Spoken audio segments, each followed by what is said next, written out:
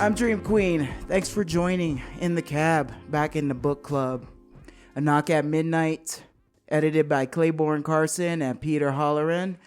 Inspiration from the great sermons of Reverend Martin Luther King Jr. All right, y'all. This sermon is called Unfulfilled Dreams. And I'm going to read a couple of paragraphs from the introduction, which was written by Dr. Vincent Harding. At the time of this writing, Dr. Vincent Harding was a former executive director of the King Center, has been a professor at the Iliff School of Theology in Denver for 15 years, and co-chairperson of the Gandhi Hamer King Center for the Study of Religion and Democratic Renewal at Iliff. He has authored several books, including Martin Luther King, The Inconvenient Hero, and There is a River. The Inconvenient Hero. I'm going to have to look for that one. So, Dr. Vincent Harding opens his introduction with this paragraph. The time is important. Late in the winter of 1968, just a month before the assassin's relentless, long-traveling bullet finally found him, approaching the darkness, living in the shadow, perhaps anticipating the elusive eternal light, our brother needed to share these words of self-reflection, confession, and hope. Where better than at Ebenezer, where the congregation that had known him before he knew himself, the extended family of faith whose love could provide a space for their internationally renowned son to come home and say things that only a compassionate family could receive. He lectured and preached to others all over the world about magnificent dreams and even nightmares, but only at home did he find deep permission to share the soul-piercing reality of his most personal, unfulfilled dreams. King grew up in the church. His father, as we've talked on this show, his father's father, his brothers, great-grandfather, all ministers. Ebenezer Baptist Church is Dr. King's home outside of his house, is where he first preached and is where he became truly in his power. Vincent Harding goes on to say, and yet, even especially at home, he found it difficult to share explicitly what was really in his heart. Was it just about being 38 years old and realizing that he would probably never finish the work he had set out to do a decade earlier? The work of redeeming the soul of America. The work of freeing Black and white people, rich and poor people, to become their best, compassionate, courageous, democracy-loving selves. Was that what he wanted to say, to share with all the loving elders, all the young folks and family members in the choir? Was that what he wanted to say to Daddy behind him in the pulpit, to Mama at the organ? Clearly, he needed to say something to this community of love about the schizophrenia in his soul, about the civil war going on in his heart, about his own life's troubling connection to the poet's words, I see and approve the better things of life, but the evil things I do. He needed to confess how deeply he had failed himself and his own best possibilities, not only in the great public arena, where everyone could see his magnificent efforts at building temples of righteousness, justice, and peace, where everyone could see the implacable opposition and the shadow of death that seemed to envelop him. We've read on this show all about love, New Visions from Bell Hooks. It started the book club. And I realized in reading all about love how much she's drawn from Reverend King's sermons.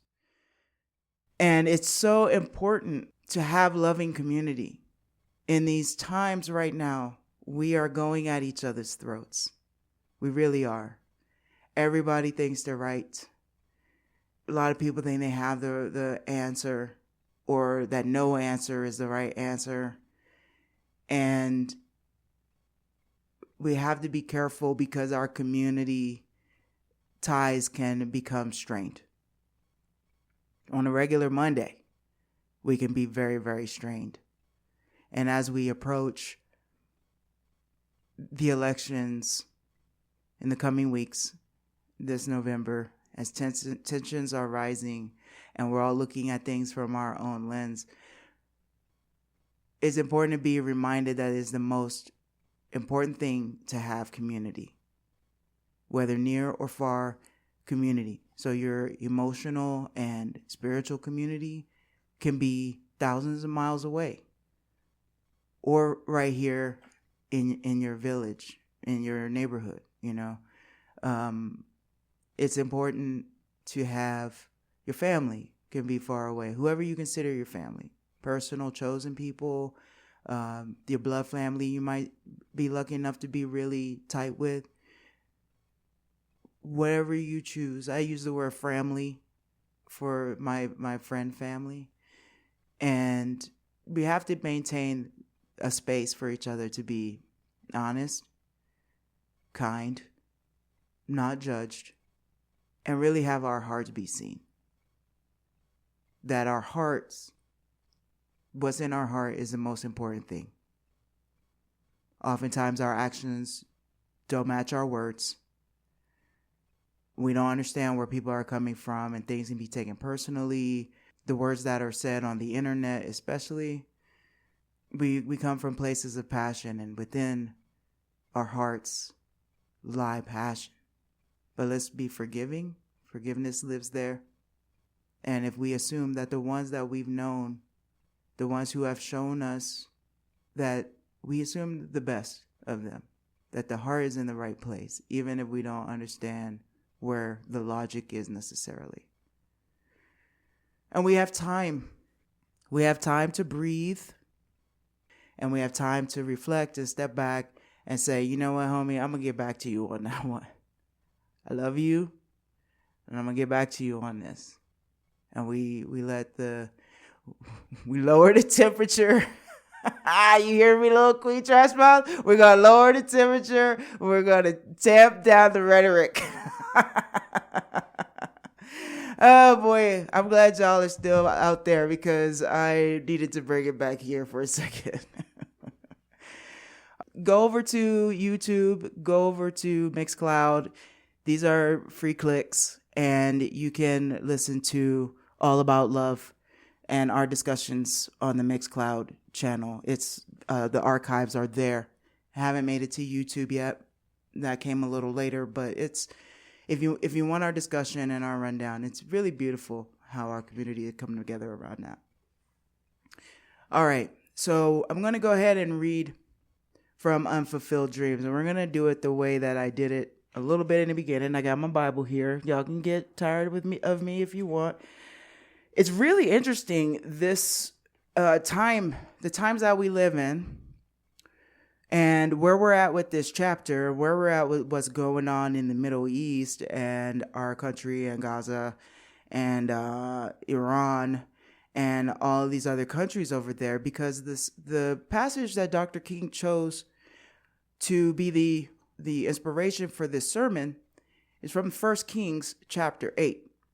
And y'all know we're unpacking religion. We're decolonizing our spirits here on this show as part of the work that I'm doing. And so I'm not coming to you as a Christian minister or anyone like that. I'm coming to you as a descendant of said such, but not where my faith lies, okay? However, is where Dr. King operated from. And as we talked about the last time we hit up the book club, Dr. King in the sermon, I think it's the drum major instinct. He's like, that's all I'm a preacher. I'm not a politician. I don't want to be a politician. I'm a preacher. So the Bible is part of his teachings. I mean, if we're going to study him, we're going to have to look at a little piece. Now, this whole chapter of Kings, I didn't really read the whole thing. I got up from chapter 8 where he 1 Kings chapter 8 where he pulls from, and I go all the way up to about verse 20. In his sermon, he didn't say which verse he was reading from, so I had to read as far until I got to where he was quoting. He's quoting 1 Kings 8:18. But I was getting there. This is the whole thing about Solomon and the Ark of the Covenant and David and Israel and what God said and who's going to build the kingdom. And, if y'all are hip and have been listening to this show and a couple of others that I've been on with my friends, as we're unpacking what's going on in Israel and the Christian right nationalism that's taking over the government of America is no longer a fringe thing, but is trying to be used by corporations, namely Elon Musk using his influence, but other people as well, to empower the evangelical movement to be bigger and bigger and bigger in politics. I'm not here to talk about where this all started, but we can look at Pat Robertson and all of these people from the 70s and 80s that got involved in politics, and it really took a sharp turn right. Okay. And these people are overall anti-Semitic. Okay. Let's just be real about it. There's a lot of evangelicals that are ready to egg on this war because they think that this is what's going to bring the second coming of Jesus. And it all has to do, I think, if we're digging into this, David and Solomon and Israel and what God said. Okay. But we're not going to talk all about that. But I stumbled upon quite a bit of it getting to this. But in Kings chapter 8, verse 18, Solomon is talking. And he says, "But the Lord said to my father David, because it was in your heart to build a house for my name, you did well that it was in your heart." And that's where we're coming back to the meat of today.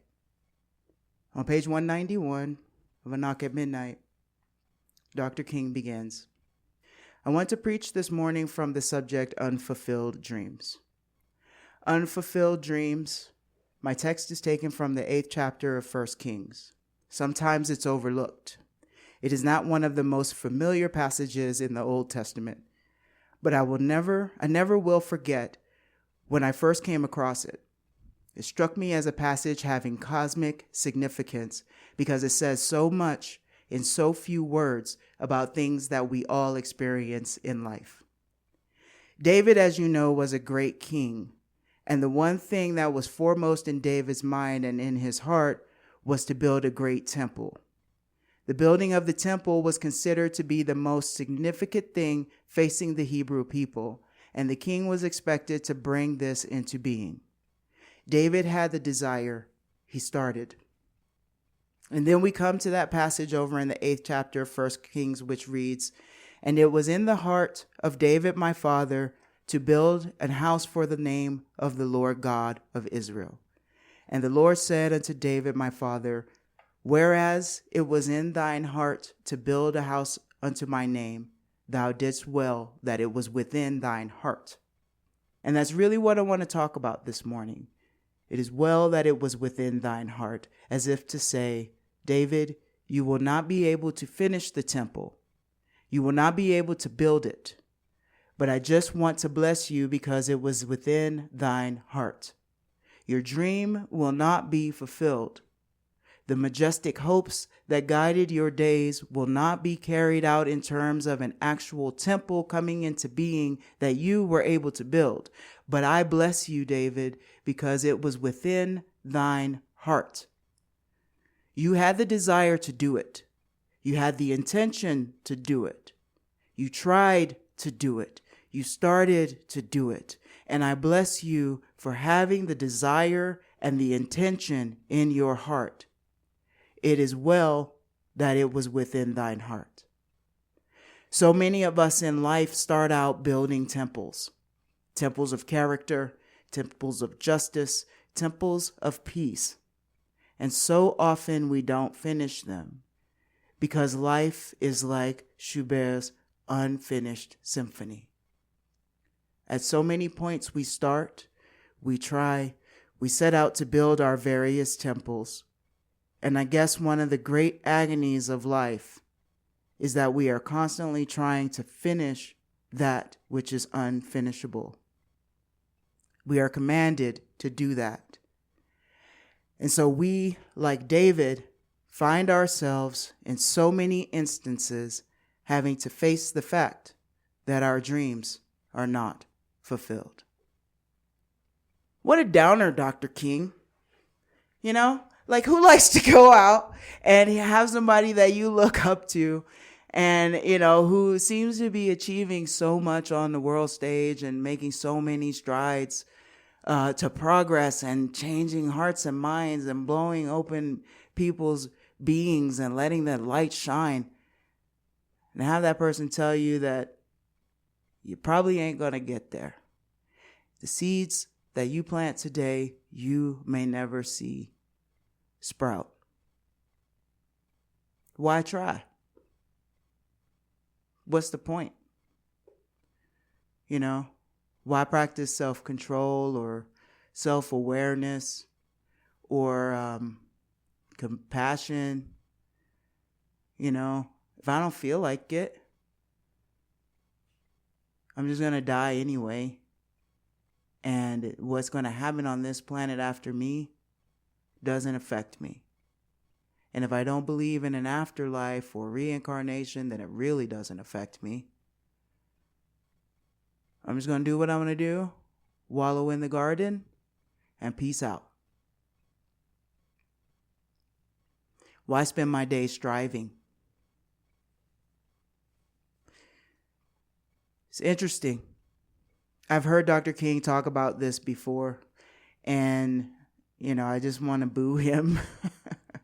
You know, when he's talking about it in another sermon, if everybody can't meet their highest goals, you know, sometimes you just fall short in life.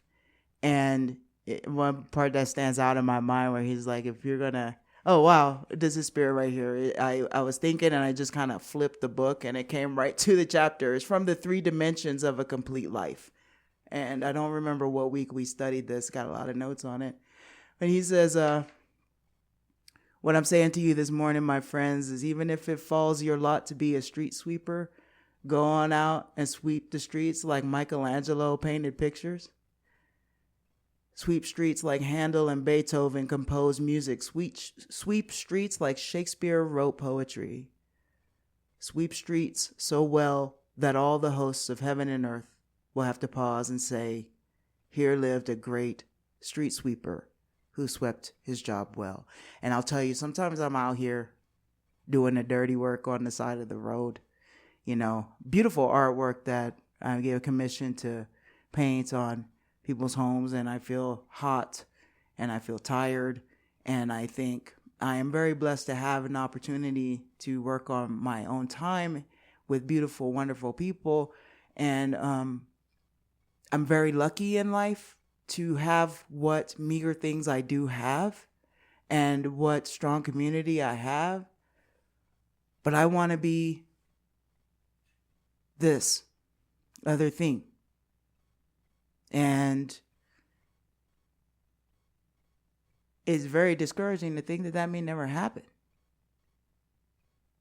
You know, to want to give up the efforts to cut back the workload. And I think about Dr. King, and I'm like, Dr. King, am I just going to have to be the best house painter that I'm ever going to be so that the hosts of heaven can look upon me and smile and say, hey, can you paint our soffits? I'm like, that's cool, Jesus. I can't. I mean, if I fall, I guess I'm already dead. Yeah, but it's all right, you know, because it really is where your heart's at. You know, standing up there, just working with the community and living and loving, and it really It's the little things that we do. It really is. And it's what's in our hearts. And King goes on to talk about just a litany of leaders. Say that 10 times fast. A litany of leaders in this literary lashing that on life.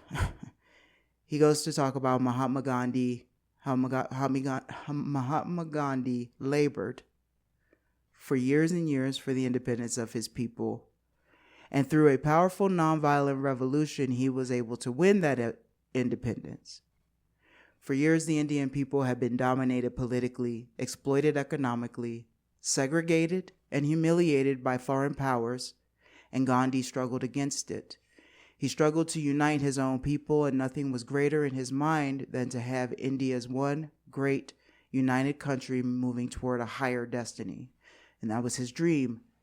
But Gandhi had to face the fact that he was assassinated and died with a broken heart, because that nation that he wanted to unite ended up being divided between India and Pakistan as a result of the conflict between the Hindus and the Muslims. Life is a long, continual story of setting out to build a great temple and not being able to finish it. Okay.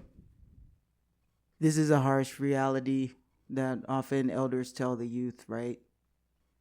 Do what you're going to do. We can't be attached to the results. When you get older, you'll go and you'll see. And time tells, because that's it. Look at India right now. Good God. I don't even know what Mahatma Gandhi would say. I mean, and that's the thing. What will we say to him right now? When we look at the views that we find out that he had about the quote unquote undesirables and things. You know, the plight of women there being assaulted in the streets, and the feminist movement coming up there of women trying to regain their power. There's a lot. The assassinations and the Hindu government being really nationalist. And we have to take the whole of Gandhi's own life. I really can't tell you right now off the top of my head how old he was when he was assassinated. I mean, I got the thing opening right now, but it's not the point, because we know he was old. You know, you can look at the pictures and see how old he was. And he worked his entire life to see this, or, you know, most of his adult life. And we're still looking at it's just not perfect. So what are we trying to do here in America? Lil Queen Trash Mouth. It's okay. You can still text me, even though it's going to go off in the studio. It don't matter. People are cool with it. They know we're a team. And I'm with my homie Hot Diggity out there, you know, and we get together and put our minds and hearts together, and it could get a little frustrating. And it's just like, okay, what are we looking for in results? People come up to us after the shows and they say, what can we do? What is the timeline here? And we'll send this out to Richard. You know who you are. You know which Richard you are. Every time I see you and you see us and you try to bring us back to real time and the heart. Is we get so focused on our tunnel vision and on results, because like we discussed, we ain't that old yet. I think we're still learning. We're still learning how much time stuff really takes and what we could expect in our lifetime. And that's assassinations aside. That's jail sentences aside. I mean, it's just living a normal life, you know. You just don't know what you're ever going to accomplish. So don't be attached to results. Maybe that's what King is trying to say, is just walk and don't be attached to results. Anyway, all right. Let's see. I'm not going to go down about him talking about Woodrow Wilson and blah, blah, blah. It was really a bummer. Let's go over to page 194. And each of you this morning in some way is building some kind of temple. The struggle is always there. It gets discouraging sometimes. It gets very disenchanting sometimes. Some of us are trying to build a temple of peace. We speak out against war. We protest. But it seems that your head is going against a concrete wall. It seems to mean nothing. And so often as you set out to build the temple of peace, you are left lonesome, you are left discouraged, and you are left bewildered. Whew. You left wanting to cry on the radio. Hey now, not going to do it. Because that's when you call a friend. That's when we strengthen those community ties. Okay? So when you find a project, when you find a movie, when you go get a hug and send out a text, there's a ton of emojis out there, But these feelings are real. And when you feel these feelings, I'm saying this for me, and maybe you'll get something out of it too, listeners. When you feel those feelings, acknowledge them. Hold them tenderly, Like I'm having a lesson right now in life about validating my own squishy feelings. It is okay. It's a factor of these meat suits that we live in, that they run on connection. There's no point in existing on this planet if you don't have connection.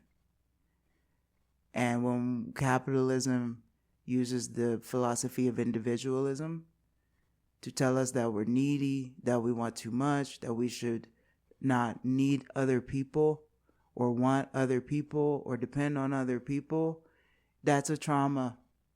That's a trauma teaching. Okay? And many of us who've been let down in life, we live in that place because we have a trauma response to that experience. It doesn't make you more of a badass to be lonesome. It doesn't make you, more efficient always. Yes.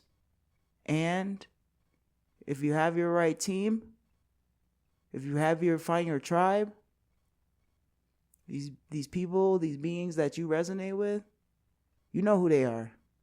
Then it makes us all stronger. And we're stronger when we're on our own, when we realize that our community has our back. Like, you don't have to be, I don't need Hot Diggity and Lil Queen Trash Mouth. I don't need them all right here, right now in my space to feel the power of our connection. You see what I'm saying? But these other feelings are real. And it's all right to feel them and reach out and get your balm. Because we're not meant to be on our own. Dr. King continues and says, now let me bring out another point. Whenever you set out to build a creative temple, whatever it may be, you must face the fact that there is a tension at the heart of the universe between good and evil. It's there, a tension at the heart of the universe between good and evil. Hinduism refers to this as a struggle between illusion and reality. Platonic philosophy used to refer to it as a tension between body and soul. Zoroastrianism, a religion of old, used to refer to it as a tension between the God of light and the God of darkness. Traditional Judaism and Christianity refer to it as a tension between God and Satan. Whatever you call it, there is a struggle in the universe between good and evil. Now, not only is that struggle structured out somewhere in the external forces of the universe, it's structured in our own lives. Psychologists have tried to grapple with it in their way, and so they say various things. Sigmund Freud used to say that this tension is a tension between what he called the id and the superego. But some of us feel that it's a tension between God and man. And every one of us this morning, there's a war going on. It's a civil war. I don't care who you are. I don't care where you live. there is a civil war going on in your life. And every time you set out to be good, there's something pulling you, telling you to be evil, is going on in your life. Every time you set out to love, something keeps pulling on you, trying to get you to hate. King goes on with this. And later in this passage, on page 196, he says, we end up having to agree with Plato that the human personality is like a charioteer with two headstrong horses, each wanting to go in different directions. There is a tension at the heart of human nature, and whenever we set out to dream our dreams and to build our temples, we must be honest enough to recognize it. And this brings me to the basic points of the text. In the final analysis, God does not judge us by the separate incidents or the separate mistakes that we make, but by the total bent of our lives. In the final analysis, God knows that his children are weak and they are frail. In the final analysis, what God requires is that your heart is right. Salvation isn't reaching the destination of absolute morality, but it's being in the process and on the right road. And then he goes on to talk really in a basic analogy, something as simple as being on Highway 80, walking it from Selma to Montgomery. And what it really, if you have a destination, you have to make sure that you're on the right road. And that's all that matters. You'll get there eventually, or you may perish on the way, but you're on the road. It's a lot. We all make that choice. We all have to make that choice. Feel the feelings. Feel the feelings. And unless you're going to go all the way through with it, and you know what I'm talking about, many of us have been at that brink before. I've talked about it on this show. Unless you're going to take it all the way there, you better grab your collar and yank yourself back, and you get a homie to clip your rock climbing belt to, whatever they call those things, your harness. That's why you need a strong tribe. That's why we don't have time for nonsense and BS. We have time for forgiveness. We have time to look at where your heart is at. We have time for our homies to see where our hearts are at. And we have time to take a pause and a breath and to shake it off. But when you know that your person is steadfast, that you can clip your harness to them, might not look the same. Maybe you can't clip your harness there to borrow some money. Maybe you can clip your harness there to hold a shoulder. You know, maybe you can clip your harness there so we don't throw each other away. We are God.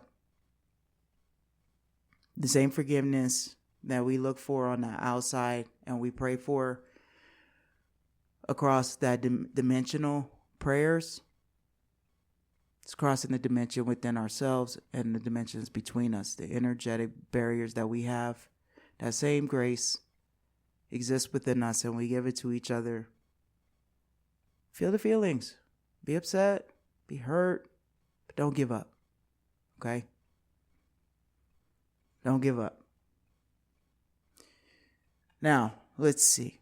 We're going to pass Dr. King's travels on the highways of life. Dr. King begins to close. It's a short sermon. And he talks about how he wants to be remembered. I don't know this morning about you, but I can make a testimony.